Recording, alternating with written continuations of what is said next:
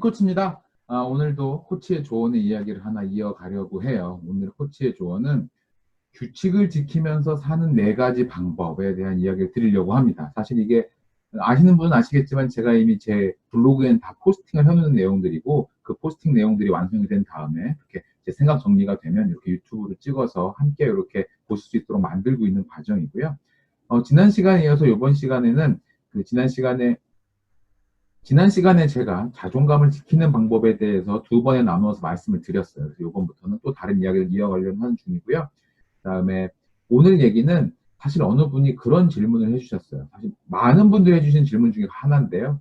자기가 규칙을 정하고 그것을 이어가려고 애를 쓰는데 자꾸 무너지신다는 거예요. 좀 되게 안타까운 일이죠. 사실 그렇게 뭐 규칙을 정하지 않고 사는 분들도 많은데, 그렇게 나는 뭔가 해보겠다고 마음을 먹고 시작을 했는데 자꾸 무너지면 더 스트레스를 받을 수도 있거든요. 그래서 그럴 때 도움이 될 방법이 뭔가 없을까라는 고민을 해서 제가 지금 이 영상을 만들어서 이렇게 여러분들에게 도움이 되고자 하고 있고요. 그 문제는 정말 참 많은 분이 겪는 문제이기도 하고 대답하기 쉽지 않은 문제이기도 합니다. 그래서 일단은 이 질문의 범위를 조금 축소를 해서 몇 가지를 가정을 하고 나서 조언을 드리려고 해요. 자, 여러분들이 그런 얘기를 해요. 새롭게 운동을 시작했는데 잘 안 지켜집니다.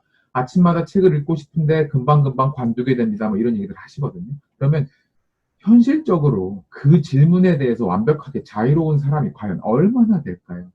실제로 그걸 다 해내는 사람이, 완벽하게 계획도 해내는 사람이 얼마나 될까요? 정말 어렵습니다. 우리 모두는 그렇게 무언가를 계획했다가 무너지고 다시 계획했다가 무너지고 이런 것을 반복하면서 살고 있어요. 그래서 이 전체를 아우른 이야기를 하면 괜히 장황하게 뜬구름 잡는 얘기만 할 것 같으니까 조금 질문을 이렇게 압축해서 말씀을 드리려고 하거든요. 자, 제가 질문을 압축하려는 기준은 이겁니다. 첫 번째는 이미 마음속에 명확한 목표가 있고, 그 다음에 그 목표를 향해 가는 길에 필요한 것을 이렇게 하나씩 이루어가기 위한 규칙을 자기가 지켜내려는 사람들, 그분들을 대상으로 조언을 드릴게요. 어떻게 보면 조금 비겁한 조건이에요. 맞아요. 그렇게 이미 달성 가능성이 있는 사람들에 대해서 제가 조언을 드리는 거나 마찬가지니까 비겁하다고 할 수 있는데, 사실 제 생각에는 이게 어쩔 수 없는 조건이기도 해요. 왜냐하면 그냥 세상에는 그냥 그야말로 다른 사람들이 좋다고 하니까, 남들이 하니까 그걸 따라하는 목표들을 가진 분들이 많거든요. 근데 그런 목표들은 무너지지 않는 게 더 이상하다고 생각을 해요. 왜냐하면 그런 목표들이 얼마나 의미 없는가에 대해서 한번 생각을 해보셨으면 합니다. 남들이 좋은 습관이라고 하니까, 남들이 좋은 규칙이라고 하니까 따라서 하는 거라면 지금부터 제 영상은 도움이 안 되실 거예요. 그러니까 굳이 끝까지 안 보셔도 좋겠습니다. 그렇지만 방금 말씀드린 대로 분명히 내가 해야만 하는 이유가 있는데 그게 자꾸 무너져서 속상한 분들의 경우에는, 또는 그것을 잘 못해서 자존감이 자꾸 떨어지는 분들의 경우에는 분명히 지금 제가 드린 이야기가 도움이 될 수 있을 것 같습니다. 자, 규칙을 지키는 삶을 만드는 첫 번째 방법, 그러니까 첫 번째로 제가 제시해드리고 있는 방법은 감정적으로 자신의 목표와 연계가 되어야 돼요. 언제 해야 될까요? 네, 아침에 해야 됩니다. 내가 자고 나서 가장 이 에너지 레벨이 좋을 때 내가 정말 내 목표가 어떤 것인지를 감정적으로 연계가 되어야지만 거기서 별로 벗어나지 않는 하루를 살 수가 있는 거예요. 예를 들자면 얼마 전에 제 독서 모임에, 제가 독서 모임을 하고 있습니다. 독서 모임 운영하고 있는데 그 독서 모임이 항상 6권의 책을 가지고 이렇게 반복해서 이렇게 일어나는 독서 모임이고요. 제 독서 모임에서 읽었던 세 번째 선정도서에 스위치라는 책이 있습니다. 정말 좋은 책이고요. 그 책에서는 우리의 이성을 기수로 표현을 하고 우리의 감정을 그 밑에 있는 코끼리로 묘사를 합니다. 즉 우리가 코끼리에 올라탄 기수, 이렇게 된 게 저희들이 사람을 의미를 하고요. 우리의 이성이 기수가 되고 감정이 코끼리가 되는 거죠. 그리고 그 책에서 하는 표현들 중에 가장 의미심장한 표현을 제가 꼽는 것은 어떤 이야기냐면, 코끼리와 기수가 의견이 일치되지 않으면, 즉 감정과 이성이 완전히 다른 방향으로 흐르게 되면 결국 코끼리가 이긴다. 감정이 이긴다는 얘기죠. 그리고 기수는 나중에 그 결정을 합리화하게 된다고 해요. 그러니까 결과적으로 우리에게 중요한 것은 어떻게 그 코끼리, 즉 우리가 하려는 감정을 지속적으로 자극하는가 하는 것에 있어요. 그렇다면 아침마다 감정적으로 내 목표가 이루어진 상황을 시각화한다는 게 그렇게 도움이 됩니다.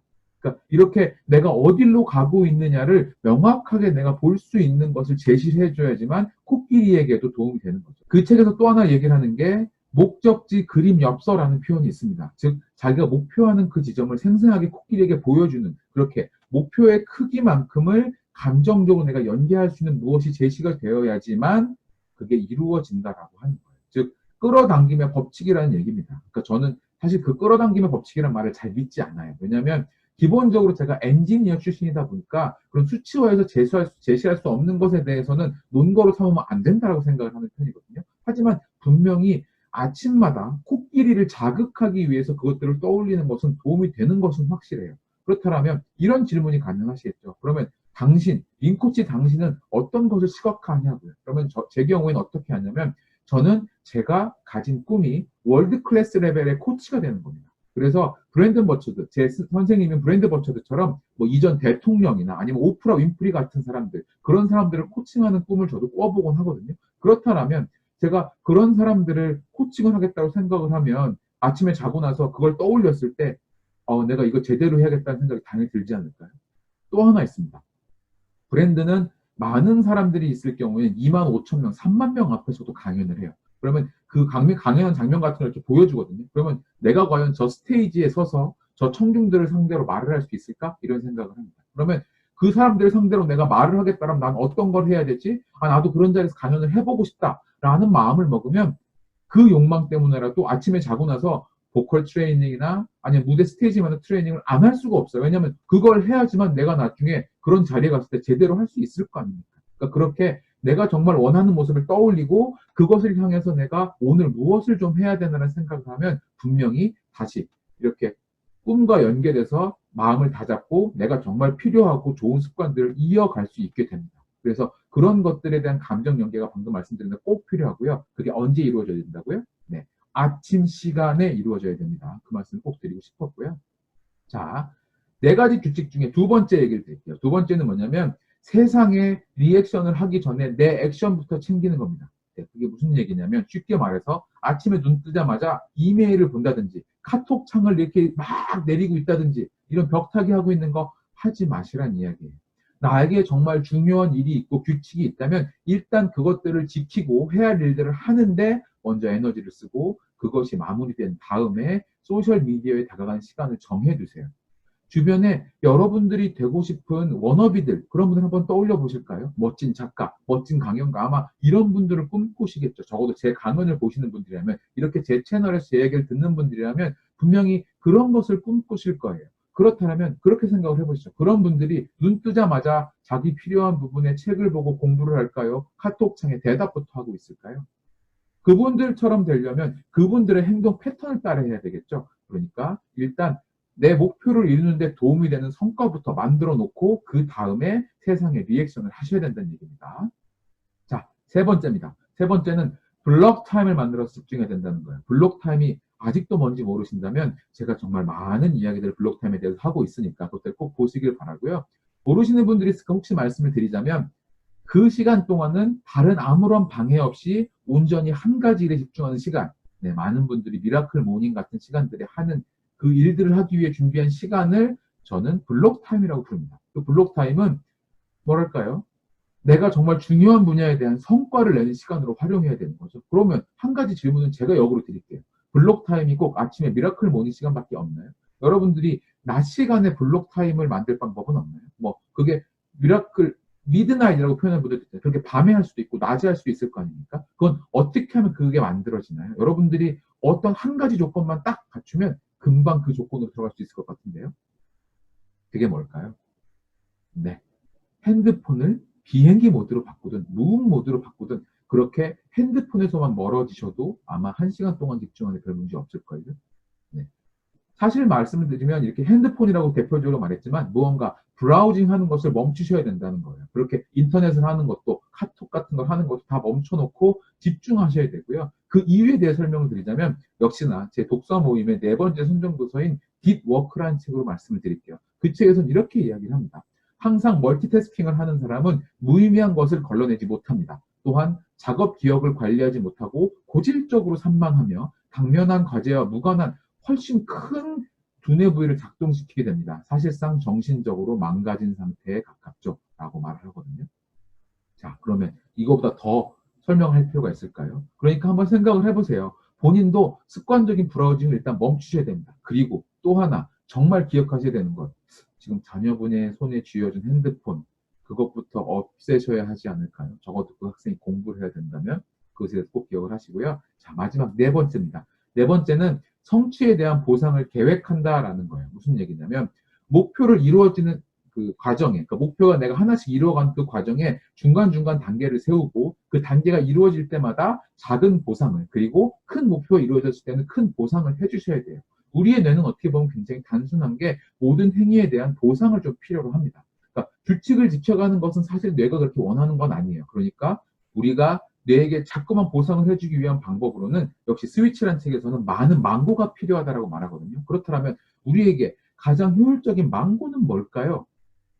지금 예를 들어서 책을 쓰고 계세요. 그럼 그 책을 마무리하면 명품백을 산다. 뭐 이런 것일까요? 그렇지 않습니다. 그것은 뇌가 좋아하는 방식에 조금 멀어져 있어요. 뇌가 좋아하는 방식은, 가장 좋은 방식은 뭐냐면 좋은 사람들과 함께 그 순간을 떠올리며 즐거워하는 거예요. 아까의 예를 하나 들어볼까요? 책 쓰기에 대해서요. 책을 쓰는 그 중간중간에 내가 원하는 챕터들이 달성이 되면 가까운 사람들과 차 한 잔을 마시면서 그 이야기를 나누고 즐거워하는 것. 그게 가장 좋은 보상 방식이고요. 마침내 책이 완성이 되면 좋은 사람들과 여행을 가서 좋은 것을 보고 좋은 것을 먹는 것. 이런 과정들을 나누고 하는 것들이 제대로 된 뇌에 보상을 해주는 거예요.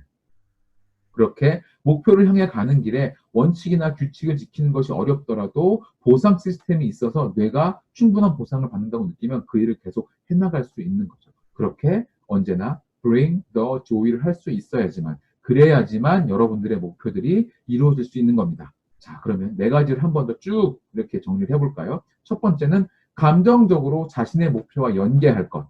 아침에 하라고 말씀드렸어요. 두 번째는 세상에 리액션을 하기 전에 내 액션부터 챙겨야 된다는 것. 나에게 중요한 일을 먼저 해야 된다는 말씀드렸고요. 세 번째는 블록 타임을 만들어서 집중하라는 말씀을 드렸고, 블록 타임을 위해서는 브라우징을 멈추라는 말씀을 드렸습니다. 온전하게 집중하는 시간이 필요한 거예요. 그리고 네 번째는 성취에 대한 보상을 계획하되, 그 보상은 정말 좋은 사람들과 뭔가 이야기를 나누고 좋은 순간을 나누는 형태로 보상을 하셔야 된다는 말씀을 드리겠습니다.